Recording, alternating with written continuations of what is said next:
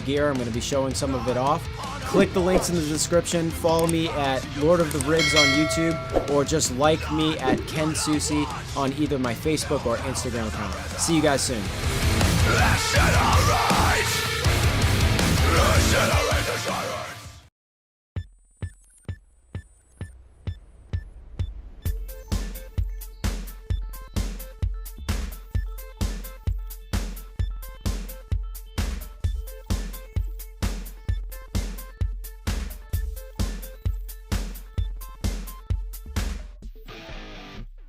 Lollipop, candy cane, gummy bear, bubble gum, Hershey kisses, milk duds.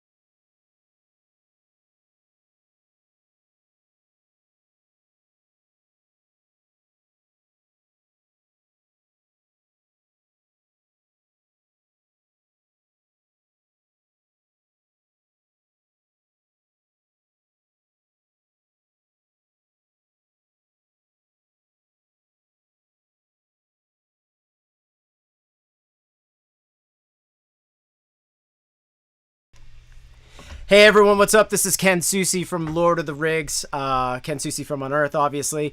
But I have a very special guest today, Mr. John Boecklin, but I'm not introducing him yet. I'm not going to put him on camera. Just want to let you guys know that obviously we have a lot of people up here right now. We have over 300 people watching this feed. I am going to be doing an interactive Q&A with John, and also I could see the comments right here, and I want you guys to ask questions, because right now, look, boom, I'm just gonna write this guy right here, Dale. He loves tacos, so I just put that on the screen just because I agree with him. Dale is a awesome dude. So anyway, so guys, I've been doing this. This is my third feed. We're broadcasting live across Lord of the Rigs, which is my personal YouTube page, the Unearthed Facebook page, my personal Ken Susi page, and the Bad Wolves Facebook account. It's going to be a super great show today. But guys, do me the favor. Head over. I have a very special announcement. Just head over to the Lord of the Rigs YouTube page. Like and subscribe. And if you show up and like and subscribe and then write a comment, you get a chance. This is pretty big stuff right here. You're going to get a chance to get some free picks sent to you. So basically, show up, like and subscribe, literally comment on this video, and then at the end of the feed, I'm going to choose somebody, pluck you out of a hat, and then you can get some pretty sweet Ken Susi Unearthed pick that say fuck school on them and shoot cum, whatever it is that's your fancy. So without further ado, everyone, I want to introduce one of my close friends, super rad dude, Mr. John Boecklin from the Bad Wolves. How you doing, bud? What up, kid? So, basically, right now, Jesse's already right. Do you masturbate with your left hand or your right? Both. Okay, that's it. He's ambidextrous. He's a drummer. Come on. Is it more of a traditional grip? Yeah, of course. I'm old school. All right. Thanks, Jesse. Yeah, thanks, Jesse. So, John, obviously you're West Coast. I'm East Coast. John, you're one of my favorite dudes to hang out with, basically in real life, and I like to text you a lot, nudes of myself. What is it that you're doing out there in the West Coast right now? What do you got going on? Besides, literally, I've been like gathering minute clips of audio of me talking in a Boston accent, sending them over to you. Just trying to do mini stories about how I missed Megadeth in the 90s. That's like really fun. No, but I've been sitting, in quarantine, social distancing and writing a record, like kind of like every musician on the planet at the moment. Piling up way too many songs, getting really lost in the process of what's good, what's bad. I mean, we all know Bad Wolves is no good, but it's like we're trying to be our best. We got that third record coming up, which is always important. You're like, ooh, you really want to shoot for the stars, kind of like you guys on Eyes of Fire. You went for Terry Date, you did the whole nine. Yeah, we totally blew it. So, wait, you're already on your third record? I know, weird to think about. Yeah. Did I miss the first one? Yeah. Zombie Kid. Oh, yeah. I don't know if you guys have heard out there, but Bad Wolves wrote the song Zombie, and it went quadruple platinum, and they're pretty rich now. So John's actually broadcasting from a spaceship that he lives in. Yeah. Me and Elon Musk got some things up our sleeves. But yeah, we're actually on our third record. We put out our last one last year, like November, and and then touring got shut down in March. So there it was. We got lucky. We got right home from a tour, and then everything got shut down. So we didn't have I heard of bands traveling all the way across the country, showing up for the gig, and then having to turn right back and go home and losing a bunch of money. So. Oh yeah, it's so bad. Well, what did you guys? So what is it that you're actually doing? Like as far as in the studio, you guys trying to go in a different direction, or you guys? I mean, you guys have a very specific sound. What is it that you kind of achieve on this one? How is it shaping up? Well, it was an interesting question. Is I kind of chose to go real deep by myself, without checking in with anyone, which is always the best move. And I wrote like 14 songs and then like brought it back to the whole band. And a lot of people were like, yeah, nah, this ain't it. Like I was going for like a real funky 80s kind of vibe, like doing, and they're just like, this is cool, but it doesn't sound like Bad Wolves. So we kind of went back to the drawing board, and I feel like I've been writing since March. I feel like I've exhausted myself, but we keep getting every stone that gets turned over is getting better and better, That's awesome. Yeah, no band's ever going to admit that their new stuff sucks. No, it's just like instrumentals. It was like we never even got to the point where I started working on some vocals and stuff, and then but Tommy's like really me and him are kind of like the material pass go or not, and he was like, yeah, that's a big no for me, dog. So we're not on the same page with him. If we're not on the same page, then it's just not really. We got to start over again, you know. Tyler Dillon is writing right now. I like Devil Driver better when you were in it. What's your take on that? Me too, man. Yeah. When you wrote all the songs, right?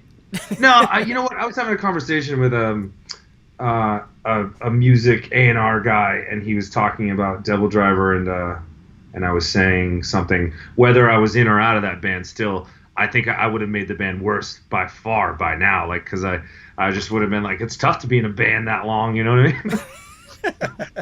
well, that's what I was gonna say. You and I were just kind of like talking about that. Oh wait, Jesse, let's answer this real quick. Do you like cigarettes or weed? I fucking love cigarettes, and I smoke like one hit of weed maybe a night. That's it. We're at an age where we call it grass. So, sorry, LA's calling. Sorry, that's New York on the line. Yeah. So okay, so that's what I want to talk about. So a lot of people don't know this, but you know, you were in Devil Driver prior. Oh. Why is music playing? I don't know. You got some serious riffs going on right now. Hold on. All of a sudden. I'm going to mute John real quick. He's having some he's back. I'm back. I think I'm on my girlfriend's laptop. I think she started playing Bring Me the Horizon or something, and it started blasting. That's awesome. So so you were in Devil Driver. That's where you and I met. You were there when we toured with what was it, Dimmu Borgir together, and you saw my band fail on stage one night miserably. Oh, I did, yeah, with Miss whatever. I'm not going to get into that, but no, the first time we toured was 2004. It was 2004. So you and I became good friends then. And, so obviously I've been watching your career. You're an amazing drummer. At one point, we were actually thinking of having you in our band. Wish we did. Nick Pierce is great, but you're obviously a shredder. My thing is that you went from so many different bands. Actually, let's talk about 2004 real quick. I'm going to, just move this over here. I just pulled out a Devil Driver original. Let me see if I can get, everyone seeing this. Away on this show? Yeah, so Devil Driver. Yeah, well, no, I want to send this to your girlfriend. Okay, but all right. There you are, handsome man, right next to Dez, all the way second one in, and on the back, it says, I'll effing go it alone. Guys, you liking that? Please, everybody, do you guys like that?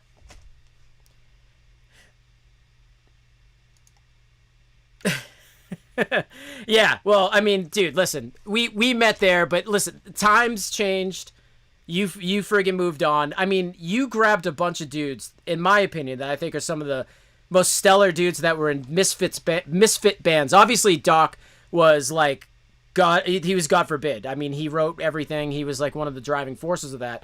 But you got Tommy and yourself. I mean, just the three of you guys is just a super powerhouse. What's your take on just pulling the dudes in that band?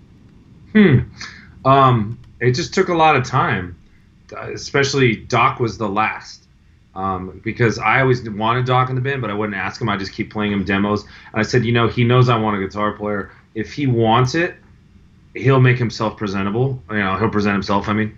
And then finally, once I got Tommy and I started showing him demos with vocals, he was like, if you need a guitar player, and I was like, yeah, I've been waiting. Because I didn't want to ask him because I knew he knew I wanted him anyways.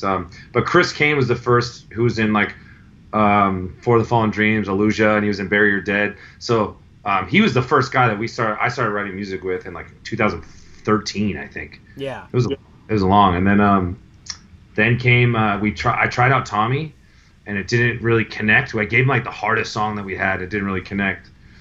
Then I started managing his band, sent him a demo. I was like, here's the song I wrote. I'm not going to use it for your band.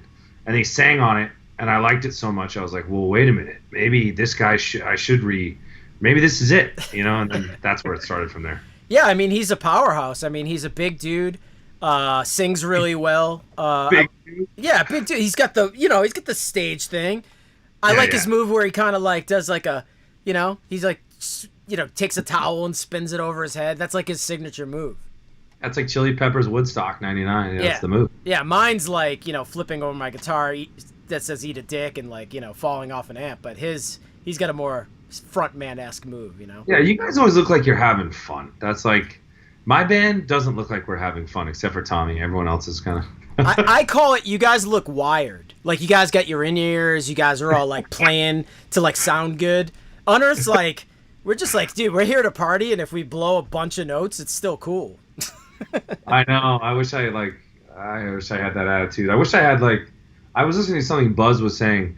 He's like, I wish I could go back when I didn't think about song structures and writing songs. I miss those times too as well. Just we're kind of Bad Wolves has a formula to it, and I kind of I know my lane I'm in. I'm gonna stick in it, but I miss just kind of doing really longer songs and not really have to worry about radio or doing stuff. But hey, I'm really happy where I'm at right now. Yeah, we got a question coming in from Dustin James. I think this is geared towards me because I don't think you were on this tour. But sorry, whoops, that wasn't the question. Here it is. Favorite Sounds of the Underground memory. Were you on Sounds of the Underground? Yeah, I was with you. You fuck. Devil Driver was on that? Okay, so what's your favorite Sounds of the Underground moment? Fuck. Watching Unearth blow you guys off the stage. You guys were way up in the tier then. My favorite moment was we were getting paid $150 a show. I remember we were in tier 1. You guys were in the rotating tier in the top. You guys were way up there. Big time. And that's how much you were you didn't even remember us being on that tour. Who was it? Fucking Life Once Lost. We went back Madball. and forth. Life Once Lost. Madball. Yeah, they were upper tier, man, not us. Really? Opeth, dude, fucking throw down. Yeah. Oh, dude, remember we picked you guys up. You and Opeth broke down. We came and picked you up. Do you remember that in the woods, on the highway? Yes, and there was Every Time I Die, Chimera. But what was one of your favorite moments of that tour? That's a good question. I really, being fat for the first time and everyone going, damn, John's fat. When I showed up, Lowell Mass was the first gig. I remember I showed up and everyone was like, dude, Burkland's fat. We go through our growing stages. Mine was Guar was on that. Guar, I said it like I was from Boston. Guar was on that tour, and I literally I was showering with one of the guys. I can't remember who it was, and they were all cruddy, and it was a big open room of showers, and I kicked my soap fell, and I kicked it. It was like a bar of soap, and I hit him in the foot, and he was across the room, and I gave him the you're next, and he started he just busted out in the some manly ha ha ha laughter. So I thought that was pretty funny. I remember, where is it? It's outdoor amphitheater in Texas, way south by the ocean. Oh yeah, I thought that was Jersey, wasn't it? No, Corpus Christi. Corpus Christi, yeah, I remember that. We were doing that, and that was the day I didn't. Well, you know what? I'm not going to tell that story. Merchandise, John Boecklin. I don't think you've seen my T-shirts, but I got Kenneth and Buzzhead shirts. It's a spoof on Beavis and Butthead. Go to Ken Susi at myshopify.com. You can get a Ken Susi shirt or whatever. But the real thing that I want you guys to push is show up to my Lord of the Rigs page and then just literally subscribe to my channel and then click write a comment. And if we get 100 subscribers today, we're gonna party. I'm gonna give away some stuff. But so let's talk about the good wolves. I mean bad wolves again. Wow. Killing me. No, I finished. I remember my story. I flaked. I was like, I won't tell it. Go. I got really drunk the night before, and I went in my bunk and I went to eat. I was eating chili dogs in my bunk, and I fell asleep and I was wearing a white shirt and I slept through. We were going on at noon and I got woken up get up, and I just had chili dog cheese sauce all over my white shirt and I just went right to stage and played it. And Michael Ackerfeld was like, John, you're a joke. Oh, wait a second. Was that tour the same tour that you and I had a drinking competition? Dude, that was at a tour. I just went and saw you as a friend. I went to go see you play, and I'm like, you fake party. You want to tell that story? Yeah, when I thought... Tell that story. I really thought through the years, I'd see you, I'm wasted. I'm this. I'm hungover. And I'd always be like, he's not fucking really hungover. He's not really drunk. So then I show up to this Mayhem gig, and I'm just like a normal citizen. I'm just going to the show, having fun. And I didn't bring anything, and I brought that up, though. And you're like, oh, really? And you brought out a sparkling clean bottle of JMO, and you said, let's go shot for shot. And it's about 12, maybe 11:30 in the fucking morning, and you played at 3. And by 3 o'clock, I could barely walk. I was looking for Adderall because I could barely walk. I was like, Jesus Christ. And you're up there shredding, and I'm like, I guess he does the fake party, man. I guess he does it. That was a very rare moment where like I started hearing the Ken Susi fake parties thing, and I legitimately quit drinking for a while, but I could still drink. I was still like a closet drinker guy. Wait, what? Did you quit drinking for what reasons? Because you're like, I just got to back this lifestyle off yeah, it was, we were drinking, my band was drinking like 2 handles a night between like 6 or 7 guys. So it was like handle before the show, handle after the show. And then like literally I would I gained a lot of weight. I didn't feel right. I felt awful. And then, so I stopped drinking for like a year or 2 years. And then like right when, 2 or 3 years, whatever it was. And then right when you came out was the time where I was like, you know what, like I could celebrate when my friends come up, you know? Yeah.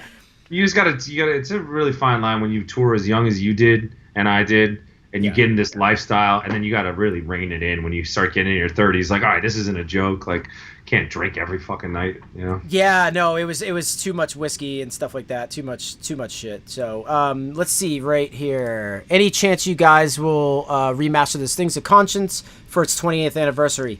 I hope so. There's been some talk about it. People write already subscribed. Okay, Mika Fitz, if you have already subscribed, you're still in the competition. Thank you for writing. If we get up to 100 subscribers, I'm gonna give away some stuff. Feed the bad wolf. That's what someone's writing. So yeah, someone give me some fucking nachos. Let's get this thing going. Yeah. So here's this. Joshua is writing. Explain how you tend to leave Tommy at the venue, please. How do you forget a person? What happened? Oh, that happens all the time. What's this guy's name? Joshua? Joshua, yeah. Yeah, I mean, it's a simple thing of, you've done that, I'm sure, Ken. Have you ever left someone behind at a venue or a gas station? Like Mike Justin, gas station. Yeah, for sure. Yeah. I mean, how does it happen? It's just like, it's the tour manager's job to really make sure that everyone's there. And sometimes he's asleep and everyone kind of looks around. We got the vibe. Let's roll. Let's go. And like someone doesn't show up to bus call on time. And then that's it. Those are the 2 combinations, not being on time. And then the band leaves. And then you figure it out an hour deep into the drive. Oh shit, we don't have that person. So you turn around and leave. Yeah, we've actually left people, not in our band, but guitar techs and stuff like that, in prison. So like we'd be partying at one place and they got arrested, and like in Vegas or something, and then we'd just literally drop them cash and tell them to fly to the next gig. We wouldn't care. Figure it out. Yeah. I've been left myself, waited for like an hour, no phone, came back finally, you know. Whatever, shit happens. Yeah, the band left me and Mike Justin once in Europe, and we had to take a train in Germany, like 6 hours from Rock am Park to Rock am Ring. Yeah. Without any clothes. I was in the shower. I just had a laundry bag on me. I didn't have any like phone or money. Whoa, they didn't like pick you back up. Dude, those are like hard venues to get into. This is, guys, everyone who's listening, and you and I haven't had this conversation yet, but this is a really great story, and I don't want to hog all your time, but let me tell it because it's so bad. Mike Justin was definitely partying too hard. We were touring with Slipknot. We were playing like Rock am Park, and that's in Germany. And he had way too much Jaeger. We were endorsed by Jaeger, as we all were, and you know what that does after a long night of drinking. And he legit like was missing, and the whole band was like looking for him. We were busting with Every Time I Die, and sure enough, like they were like, "Yo, Mike Justin's missing." I was the only one who like can drink enough to be kind of still sober and handle a situation. So I looked for him at like 4 a.m. to like 7 a.m. But like the thing is the bus was leaving promptly at 7. So I was like, promptly at 8. So I was like, I'm gonna check the venue. I'm gonna check all the hospitals. I put out a personal search for for him. So sure enough, I tell the bus driver and I tell my tour manager, dude, I am coming back here. I'm gonna go shower. I'm gonna go call all these people, and I'm gonna come out and like I'll be back. Do not leave. Leave at 8 o'clock, but I'll be back before 8. Do not leave. So sure enough, dude, famous last words. Mike Justin pops up at like 7:30, and like they find him and whatever and blah blah blah. I just got out of the shower. I just had shorts on, a shirt, and my shower bag, and I'm like, awesome. And he has like barf from head to toe. He slept at a porta potty. He looked awful. He literally had his clothes were all like barf and stuff. So sure enough, I was like, all right, dude, I'm glad you're okay. Let's get to the bus. Let's get to the next gig. The bus was gone. It's a nightmare. Yeah, and my tour manager was just like, left us there to die. And sure enough, like, I had I found a box of Suzuki onesies, like jumpsuits, like racing suits, and they were all XL. So picture, I'm 5'7", so it's like, so me and Mike Justin show up to the next gig. We take a train. I couldn't sleep because it was a 5-hour train ride, and like I strangled my tour manager when I got there and fired him. Fuck that guy. Wearing a Suzuki jumpsuit. So that's my big story. Yeah, there's no excuse to be like, hey, I'll be right back, and the guy's just like, well, I'm following the rules. He did it on purpose, correct? No, the bus driver was like, are we all here? And he wanted to get an early start. And the tour manager guy, who I told, like, do not leave, was like, nah, we're here. We're good. Let's go. Really? Just ignorant. Yeah, just ignorance. Just ignorant. Just ignorance. Oh, God. So, let's see. All right, John, where is your favorite city to play? Derek Anthony Grover is asking. I really like Austria a lot. Like, what part of it? I don't know, as long as I'm there. I just like the little towns. I like the little gingerbread towns. I just like that country. Nice. Well, Brad is asking, and this is something that I was going to ask you about, so why not pull it out? John, why would you shave your chin beard? It had been a long time coming. And then I was at a party, and there was a comedian there. And I said, hey, give me a roast real quick. He goes, well, first off, you got to shave your fucking beard. Because he was Irish. And I was like, I've been meaning to do that, so I did it. It was a big mistake. I got a big fat double chin. Everything's wide. I don't know, though. It makes you look kind of like mafioso. You get the grease hair. I think you look good. I mean, I feel like a chin beard is like one of those like security blanket things. It's like you've been wearing it for so long that you feel weird without it. But I think you look good. You look corporate. That's the thing. Yeah. No, that's exactly what it was, and that's what made me like. I was like, you know what? I've had this thing for so long. I just needs to go. I need to change it. Yeah. So. Like it. Yeah. No, dude. Listen. Listen. I'm a big fan. I'm into you. Yeah, I totally would. So guys, real quick, one more time. I am giving away some Ken Susi guitar picks. If you want some, go in, subscribe, and whatever. Write a comment. Do the thing. But anyway, let's get back to the conversation. So right here, Eugene Suds, great last name. Any chance Unearth and Bad Wolves will be touring together in the near future? If so, who's the opener? I'm going to say Bad Wolves would be the opener in my brain because they're just like, they're just a bunch of opening bands combining into one mega band. But you guys are rich and famous, so I would say Bad Wolves wouldn't even tour with us because they're too big. Honest answer. Honest answer? No, that was my honest answer. Oh, yeah. I mean, our honest answer would be like we've toured with so many like radio and rock and roll bands where the next record we're trying to make it a point to tour with some more metal bands because we do have a lot of metal in our catalog.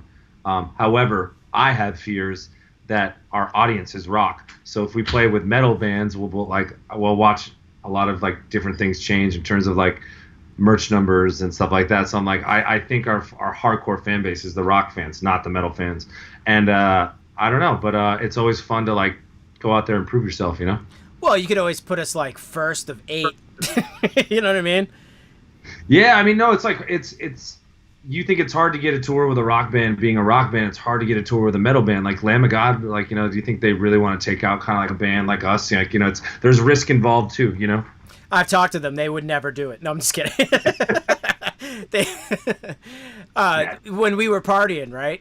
We hung out with some Lamb of God dudes and they, Art, and he was like, I'd never tour with this band. That's what he said. Yeah, did he really? No. Poor guy. No, never. All right, Glenn's asking you, biggest dickhead in metal. I don't want to blow up anybody's spot, but that's a tough one because everyone's usually cool. Ken Susi, 2004. Who? Ken Susi, 2004. Yeah. He was a pretty big cocksucker. Yep. I was into hooking up with chicks and being weird. Yeah, and you're also like, Devil Driver's trash, can we be honest? Like, you're like, I'm not really sure I can be friends with you, but I'll try. Yeah, exactly. I would say Ken Susi now only when he's in LA. Yeah. I don't know, but that's a loaded question that you know, I've been a dick, you've been a dick, everyone's been a dick. So let's just say fucking we're one big cock. One huge one. Casey Porter is writing, "Hey Ken, hey Casey." Casey was cool enough to hire me on Cameo twice for her and her husband. That she's a rockin' chicks. How many dudes have you kissed in a single night? I'm thinking up to 3 in one sitting. How many dudes have you kissed? None? Me? Yeah. Oh, I don't know, probably 4 or 5. Who knows? I'll disclose something. My manager, Carl, from Ferret, in 2000, we were drunk at a bar, and he laid one on me for no reason, just to make me feel weird. And he had a yeah, he's a scruffy beard, weird. You know, he's greasy. Hey, went for it, yeah. I'm the kind of guy I always, like, if I'm drinking, I put my arm around you, giving us a kiss on the cheek, I love you, and then walk away. You know?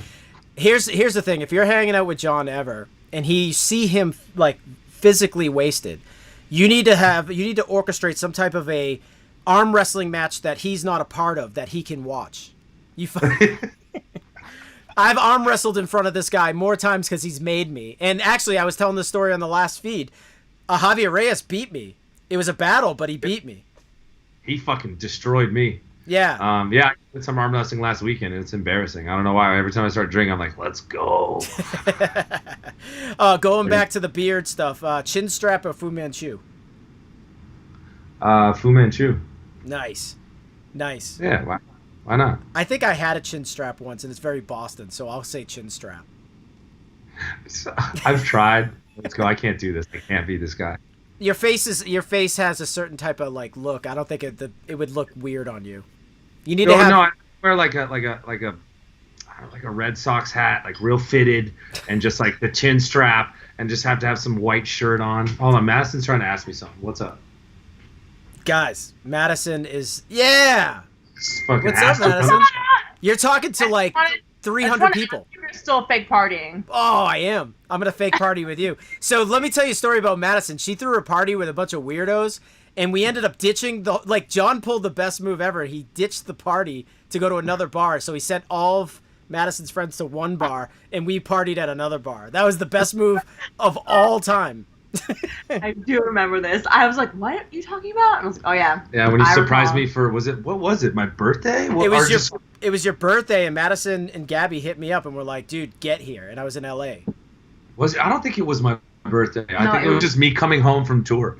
I had a friend's birthday party here. Oh, that's what it was. And you were in town at the same time, and it was like a bunch of kids who are like, in their early 20s. So, because I'm younger. And we just like, pull out. We're like, yeah, I made us at this bar. We're gonna go to that bar. And then like John's like, fuck that. We're going down the street. Yep. we blew out all your friends to one bar, and then we went to a cool bar where there was like 6 of us. It was an old dude party. Yeah, it was fun. Great. It was a good time. What were we talking about? Well, Madison, miss you too. Madison's. You should follow her on Instagram because she's hilarious. She does a lot of one leg up kind of situations. Like, yeah, she's a pro. She'll put a boot on a wall for no reason. All right. Does Bad Wolves have any ideas of touring Australia? Yeah, of course. But touring in general right now, we are locked to go back in 2021 in the summer. I've been told that looks, who knows how that looks. Like all the not promoters, just when you're just like someone's in like, kid, this ain't looking good. Like anybody who's in the business, just like it's not looking good. That's all I keep hearing. It's not looking good. I don't know. So until we get a vaccine, but yeah, of course we want to. We made several attempts to get on the download before the pandemic hit, and we just couldn't quite get on that fucking thing with My Chemical Romance, but we wanted to. Yeah. So we're trying to get. That was a long answer. Sorry. No, that's great. That's a great answer. Now, is it weird that like? Let me ask you a question. Like, you obviously have some success with Zombie. I don't know if anybody's ever asked you this, but I'm going to be the first if so. Is it weird playing like all these songs that I mean, you're a great songwriter, but is it weird to like play all these songs and then like everyone just wants to hear Zombie at one point? Like it's the biggest song.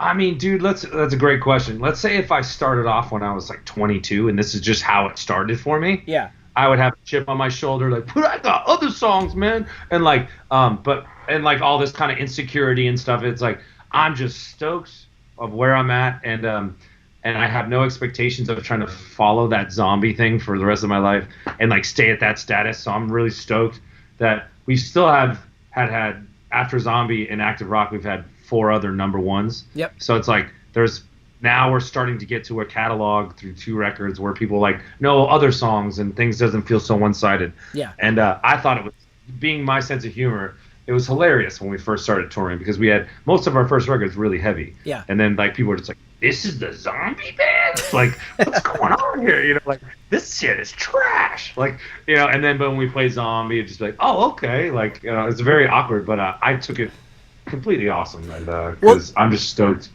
Well, yeah, I was gonna say that's what I like about you because you know what you know how this works. The business works. Like, people didn't know who you were. You guys did the cover. You happen to have some luck with that. And now you get to introduce your catalog to a whole group of fans that never knew that you guys were sick. Yeah, it gave us a platform, a big platform, a big leg up in the biz, and got a lot of nice, good tours because of it and all kinds of shit. So it's like, hell yeah. But no, the long answer is I don't find it odd or anything. If anything, it's a fucking chuckle, you know? Yeah. Well, look at these arms just not getting the band until we play Zombie. That's what I was gonna say. Like, now you're at a point where it's like it's no pressure. You just gotta write a song on your one of your newer records that's bigger than Zombie. Not a big deal. Yeah, I mean, you know, here's like good insight. Our radio person Jackie Kaiser was like, just so you know, like probably don't ever or you know, without being too like, you know, negative, but she's like, this will never happen again. Like, you know, like she's like, this is like the biggest radio song I've worked in like most of my career, and I've worked a lot of big bands. Like, this is a really, really big song, so just don't get it twisted. I know, because that was my first time at radio, like in a band. Like Devil Driver never went to radio, you know, like stuff like that. So I was just like, look at you shaking. They could care less. Oh, he's got the puns. Yeah, so she was just like, this is how big this is. Like, don't try and live up to this, you know. So yeah. I didn't, and we won't. Yeah, good. Question by Jason Hughes. What's the story as far as Alex Rudinger potentially filling in for you at one point in time? What does that mean? I forgot about that. Yeah, Alex Rudinger. Do you know who that is? No idea. Oh, he's a nasty drummer. Like, he just was in Whitechapel for a bit. He's been all over the map. Real sick. He like lives in that periphery world and, you know, all the crazy, but he's got the speed. Anyway, so I woke up one morning. I really can't remember what specifically happened, but my back was out.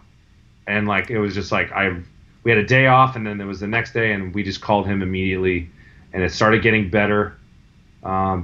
But he was on lockdown, and he learned the whole set on lockdown. What the fuck am I talking? He was on standby, and he learned the whole set. He learned the whole set, and he filmed himself, and he put some playthrough videos out there, and we were pretty sure that he was going to come out, but my back just kind of got better, and it didn't have to happen.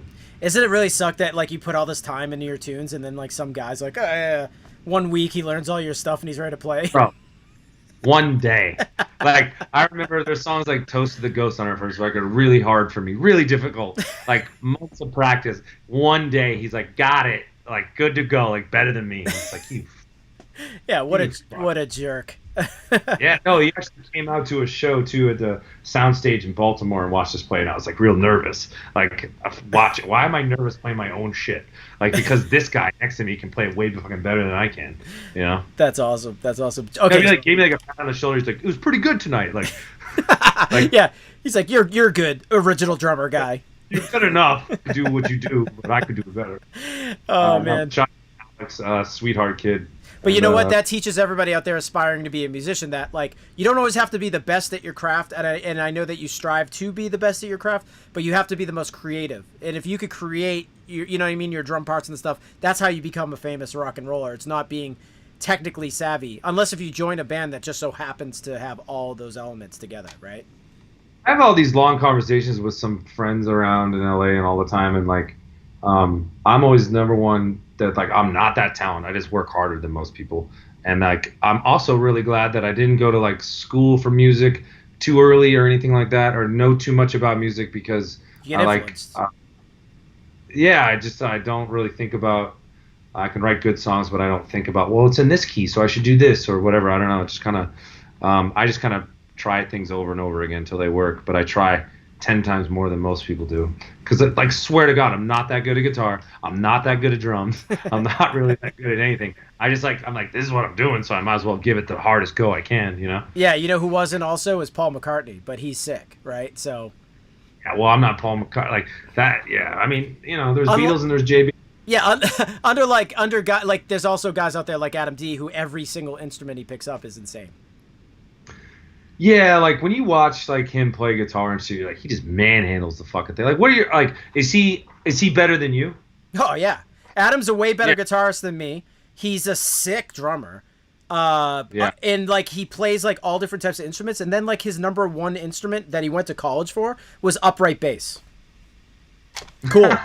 and he's the songbird of our generation, right? If Alive or Just Breathing and End of Heartache never came out, like none of us would be here. Yeah, we wouldn't know what to do with ourselves. That's interesting. Are you better than Buzz, do you think? Who's a better guitarist? Way better. No. Buzz is a super technical guitarist. He's technically way more proficient than I am. He's a great writer. I can't say enough like good things about Buzz. He and I are just very different. Like I'm a technical guitar player, but I also really like White Lion and playing like cock rock solos and stuff. It's like it's two different things. Yeah. But if you want to say like pound per pound, like shredding, like yeah, he's way better. He puts way more time into it than me because I have a life. I hook up with girls. I have a girlfriend. Like I go out on the weekends. You got things to do. I got things to do. Joshua's asking, what's your favorite song that you don't get tired of? Favorite live song that you don't get tired of playing? Right now, it's a song called No Messiah. I just like playing it because it's real easy to play. We sound real good playing it, and it really brings in the crowd. You know, that was a very staple answer, but that's what I want to give you. Nice. Brandon's asking me, hey Ken, what's your first guitar? My first guitar was an Ibanez RG 560 in red with a rosewood neck. It was pretty sick. What was your first guitar? An acoustic guitar that was like around from my aunt. I don't remember what name it was. I ended up smashing it. But then that's why you're famous today. For Christmas, I was like 12. Goddamn, I wanted what do you call him? The Iceman. I wanted an Ibanez Iceman, and I knew where it was. It was at like Daddy's Junkie Music in Dedham, I think, and it was there, and I was like, that's the one. Was it? Where was it? Dedham. Yeah, there was one in Dedham. Yep. I think there was one, and I was like, there it is. That's the one I want, Mom. And my friend came up, and he's like, went with my mom to go get it. He's like, nah. He doesn't want that one. He wants, and so I got a Pacifica. Have you even heard of those? Yeah, they're garbage. It looked like it was a white pickguard with wood body. It just looked like Eric Clapton guitar, and I was like, "The fuck is this?" But I had to be nice, I was like, I got something. So yeah, I had to hide my inner turmoil that morning in Christmas. You should have grew up with me. My parents were super cool. They would have got you that guitar. Dude, imagine if my first guitar was the Iceman. I think my whole life would have been different. No way. Picture if you were my brother. Our whole lives would be way different. If you grew up in my house, that would have been sick. I think I just would have become like a goalie for a sports team. Like, you're big, just fucking block it. Yeah, just block balls. Anyway, let's take that one back, guys. If you want some Ken Susi guitar picks, like and subscribe to my Lord of the Rigs YouTube channel and write a comment. And I'm gonna, if we can get 100 subscribers, I'm gonna pick one of you guys out of a hat, and we're gonna party. So anyway, what is the best advice that you could give to new bands? Brad is asking. Pretty basic answer for you, but at the bottom of everything is just try and write good music. The rest usually follows if you're really set. So but not everyone's first offering is their best either. But if that's your passion and you find a group of dudes that are all goal oriented of making the best music that you can, and you all truly believe in it, then usually things work out. Yep. Yeah, you're right. Like, I think a band dynamic, having like a band that's cohesive and has the same mindset, is almost more important than anything else. And then the music and everything, so on and so forth. So that's. Yeah, you could be like some shredder dudes. Like, I gave it my all at college and I'm ready. Like, it's like, but if you don't have a team of people that are like, I don't know, it's like, it's very like you guys probably like how long you known Buzz and like Phipps for? I met Buzz when I was 16 or 17. Yeah. I've known him longer than anybody else. Yeah, it's kind of that bond stuff, and then like it shows when you guys were 23 and touring, and when I would see you, you guys had like more of a brotherhood kind of vibe than some of the other bands, you know. Yeah, cool. Buzz is the closest thing other than my own brother that I have as a brother, because you know there's my best friend Frank, and then there's Buzz, like literally, and Trevor too. Like, yeah, we all grew up together. Derek is asking Hetfield or Mustaine. What's your pick? Hetfield. I mean, I think Hetfield's a bigger picture guy than Mustaine. Mustaine has got extreme talents. Also, I think at the end of the day, I'd rather eat a quesadilla with Hetfield rather than Mustaine. I would agree. James Hetfield is one of my, obviously, inspirations. I love Metallica. They probably have a bigger catalog that I would listen to. But I will say, Dave Mustaine, Rust in Peace is my favorite thrash metal record of all time. Yeah, it's debatable if I had a desert island with one record from thrash, if I would take Puppets or Rust in Peace. I think I might take Rust in Peace, because I'm just not quite dead with it yet. Like, it's still more interesting at times. It's such a cool record. I mean, what a pinnacle record. Like, I could talk about that record all fucking... Did you know there's one B-side that they never released from that they just did? They better. I want to hear it right now. It's not very good, but... It was a reason why I didn't make the record. Yeah, it's just cool. I love that kind of stuff. Hearing stuff from the eras, what that didn't make it. Like there was some covers from Master of Puppets that didn't make it. When the Money Rolls In, have you ever heard that? Yep. Interesting stuff. There's no vocals on it, but I just like listening to it. I've heard rumors, and guys, don't if you own a publication, don't post this. But I heard rumors that Dave Mustaine was writing with Metallica through Puppets and Injustice for All. We've had this conversation a million times, and some people agree with you. I disagree. I mean, writing with, he's credited on the first two records, and they used the stuff that they used from his time in the band. I would love to ask him that, but he's not the kind of guy you start asking Metallica questions with. They would not. None of them would ever answer that, even if it was. And I heard Dimebag wrote a little bit on Puppets as well too. But who am I? From who? Walter. From Walter Dimebag. Walter Dimebag. I mean, it's just silly that. Yeah, I mean, I heard Hetfield was the one that coined the phrase "Cowboys from Hell." Probably. He probably was a cowboy from hell. Like, legit had a patch. I would find it hard to believe that Hetfield was just I'm going deep into Texas, Arlington, to get this cat to write some of the Puppets record.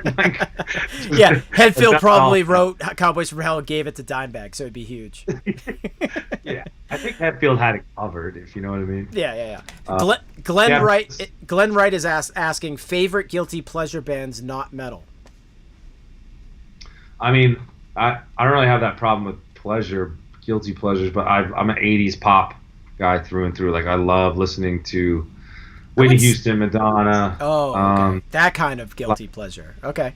Yeah, I'll bump it all the time though. Like a Virgin, Just Like a Prayer is one of the best songs ever written in my opinion. That's awesome. Mine is I like Air Supply a lot, and that's my favorite. They're a yacht rock band. Buzz and I love yacht rock. But my newest guilty pleasure is bands like The Fray and Snow Patrol. I mean, I'm sorry, everyone. I probably bummed everybody out and got you all soft, but I think that they construct really good songs. But that's my guilty I've never pleasure. heard The Fray.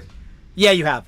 They have a million hits that you know, but you didn't know it was them. How to Save a Life. Oh, dude. I don't know.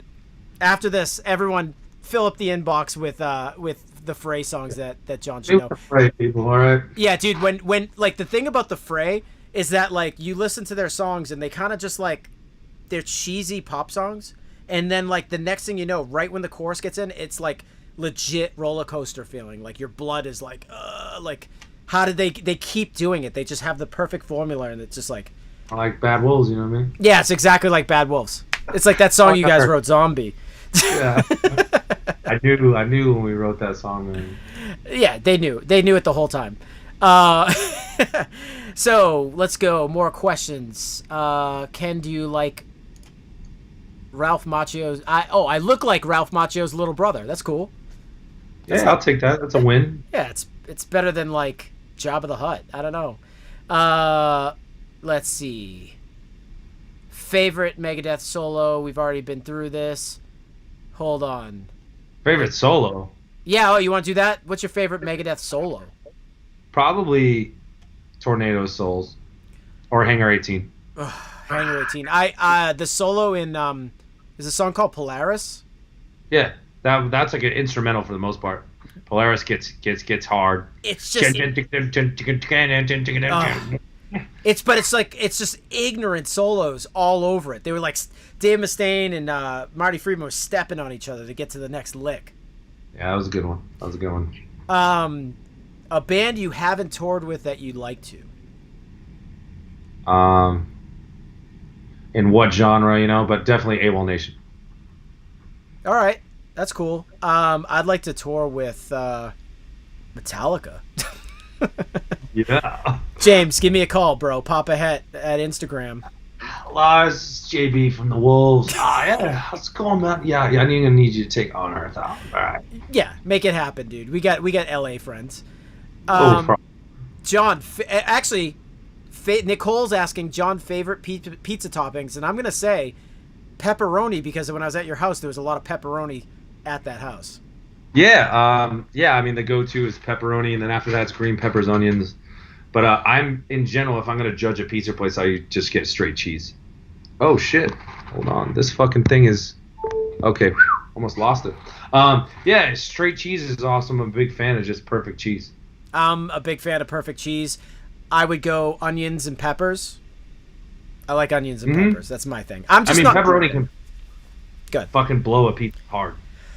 At times, yeah, especially if it's Europe bullshit where they like put the pepperoni under the cheese. That's I'll send it back and leave. I'll slap the waitress. I've seen Phipps, like my singer, throw a pizza like against the wall because of that in Europe.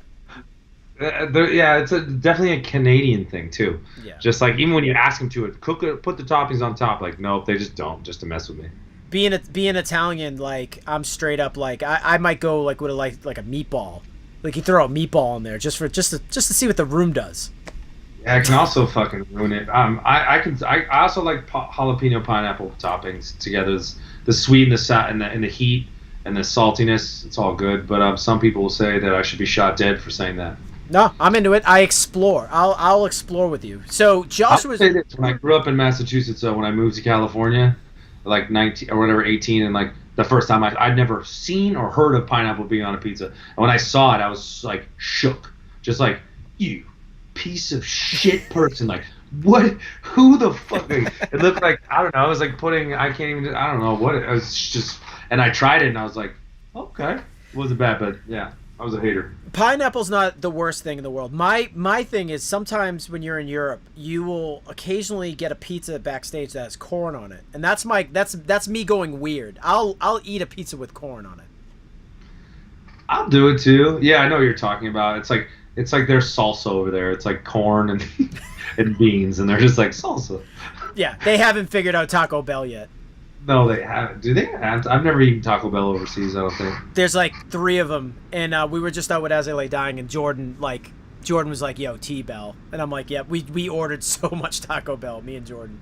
Dude, I remember in Massachusetts, in Needham, I remember there was only one Taco Bell that I knew of, and it was like 20-minute drive or something. Yeah, and you know what you did? You got in the car, and you drove 20 minutes to get it. I just remember not having that much Taco Bell around, even in Massachusetts. I don't know. Anyways, moving on. Speaking of the big 4, that's Unearth. Like, Unearth will only eat on the road at Wendy's, Taco Bell, Burger King, and what's the other one? Subway.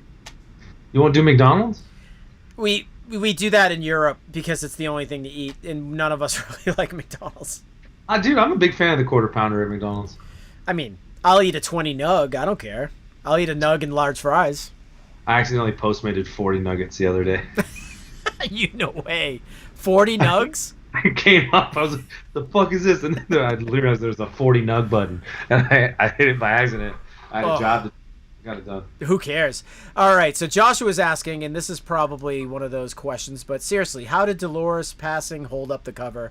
Rip Dolores with this sign emoji. Hold up the cover? Yeah, did her passing hold up the cover, or did you guys just like put it out? She passed away the day she was supposed to sing with us in the studio. Like, she didn't die in the studio. She passed away, I believe, at her home. She was going to go in and record her tracks the next day, so it was originally set to be both of us, her and Bad Wolves, to play on the song. So we had a quick decision to make afterwards when we found that out, and I was like, I remember that I voted no. I thought it was like, how can we just like release this right after she passed away? No one's going to really know the story. We're going to come across like a cash grab or taking advantage of a shitty situation. And then like management and everyone came up with the idea, well, what if we donate all the money and proceeds to her children? And I was like, okay, I could stomach that, because I could clearly see that people were wanting to release it and get it out there. So I was like, okay, I can stomach that. What was that check? How big was that check? The first one we wrote was $250,000, like a month or so after it came. Chump change. Chump change. Chump change. That's awesome. Well, cool on you for doing something cool. I would have had a hard time writing that check, even though it sucks that she passed away. But I would be like, man, that's a lot of money. But it went to a good cause, so good on you guys. Yeah. All right. Do you guys like Flock of Seagulls or Dawn Docking? And I'm gonna say Dong Docking. That's my fun name for that band. Dong Docking, yeah, right. I don't know. I'm not really a big fan of either, but Flock of Seagulls. I'll go Flock of Seagulls as well. Favorite movie? Ooh, I love talking this conversation, but there's a couple, and they might seem a bit obvious, but I'm a deep cut movie guy. I know I really enjoy films, but when it comes to the best, so just my personal favorites, I really like As Good as It Gets with Jack Nicholson. Okay. It's kind of like an average comedy, but there's something about it. Forrest Gump, you can't fuck with that movie. Like, if you wrote that movie, it's like the Black Album of movies. It's just so good. It's a great movie. I have two. My favorite movie of all time is Back to School with Rodney Dangerfield. Yeah, the triple ending. Yeah, it's like literally, as a kid, I grew up watching Rodney Dangerfield, thinking like, this is who I want to be when I grow up, and I think I'm doing a decent job of it. Yeah. Just need to do like, was he a drug addict at all? Oh yeah, coke, tons of coke. Because he had those bug eyes, just like, ooh. Yeah. You are doing a good job of it. Second favorite movie of all time is La Bamba. I saw that in the theaters. I had to leave during the plane crash scene. I was too scared. I've seen those two movies more than anybody else, and Buzz agrees. Like I like the story of Richie Valens, but if you go back and watch the story in the perspective of Richie's brother, it's almost like a comedy. You turn it around. Because his brother's just drawing little Looney Tunes. Yeah. Just like total drunk. Like, Richie's jealous of his brother. Like, he's a fucking kind of shitty brother. Wicked shitty. It's a great movie. Wicked shitty. No, I've thought about that too. The brother is just a problem child. Yep. Everybody watch La Bamba tonight. Jessica Dunny is writing MA kids, Massachusetts kids. Yes, we love you. We're from Massachusetts. Thanks for recognizing our Massachusettsness, our North Shore attitudes. Well, I'm North Shore. Where are you from again? Needham, spit outside the city. Not as cool as Danvers, Massachusetts. I don't know. I don't even think I ever made it to Danvers. Danvers, we actually, our Danvers was the town that actually all the witch trial stuff happened in. Like, it was called Old Salem Village back in the day, but then they changed it to Danvers and Salem became Salem. But all the Rebecca Nurse and all the cool stuff. Do you live by Salem? Is that by Salem? It's the town. It's the next town over. But all the cool stuff happened in my town. I'm thinking about going to Salem for Halloween this year. There's not going to be a Halloween. But I'll do one better. Bring Madison. Come to Boston. Stay with me. And I'll give you a real tour that wouldn't require all that, like, the Salem foolery. I've already been there. I think I'm going to visit my dad, and then I thought about going just down to Massachusetts for a couple days. We'll do a double date. I'll show you the real witchcraft stuff, and we'll stop at Richardson's Ice Cream in Middleton, dude. Oh, okay. All right. You're going to cream man me up. Let's do it. My treat, yeah. Derek is writing Kelly's Roast Beef. What do you know about Kelly's Roast Beef? It's pretty good. I've been there. I've been to the one in on Route 9 off Natick. In Natick. I think there's one out there. There's a couple of them, right? There's one in Natick. You got to go to the one in Revere Beach. That's the OG. So I was right about that. Man, I really dug deep right there. I was like, it's in Natick. I was like, is that correct? I am correct. Okay. Jesse's writing, shaving your pubes. What size guard do you use? 1. Yeah. I use none. I go in. I'm not scared. I'm like I don't know, man. I'm like Indiana Jones down there. Yeah.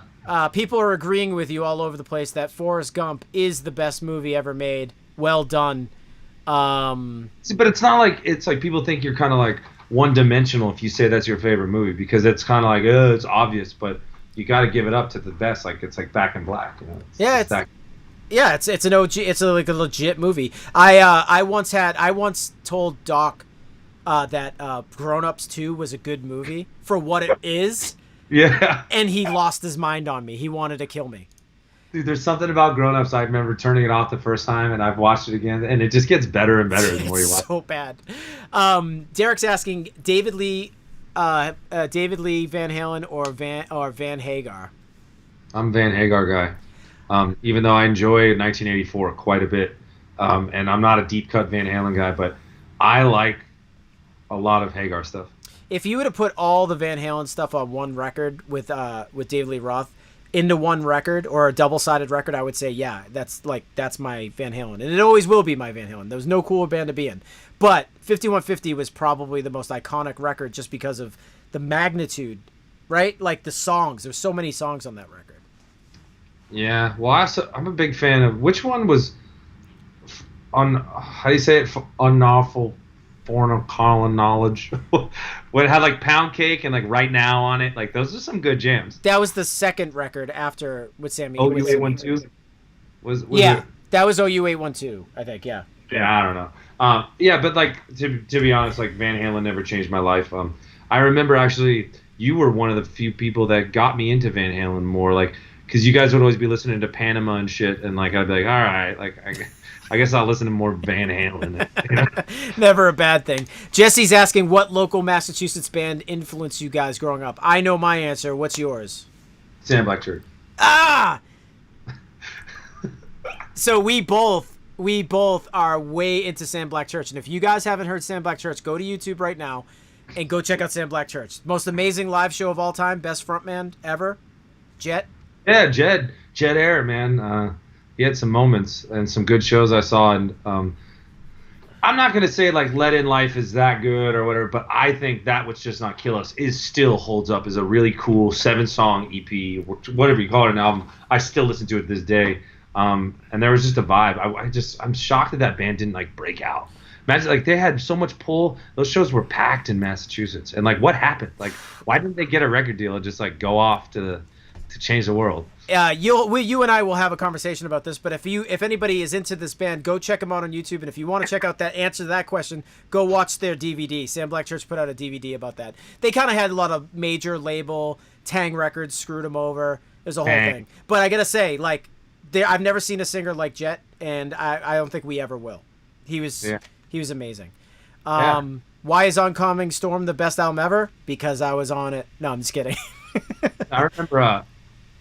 I remember sitting at Dez's house, and we were like doing Ozfest, and I was like, Unearth. I was like, all right. And then like on, the music channels, whatever, The Great Divide. Is that what it's called? The Great Dividers? Dividers, yeah. Yeah, that song came on, and I was like, damn, like, I'm about to tour with these guys. I was like, these guys got the heat. Like, I was like, how are we gonna step to this?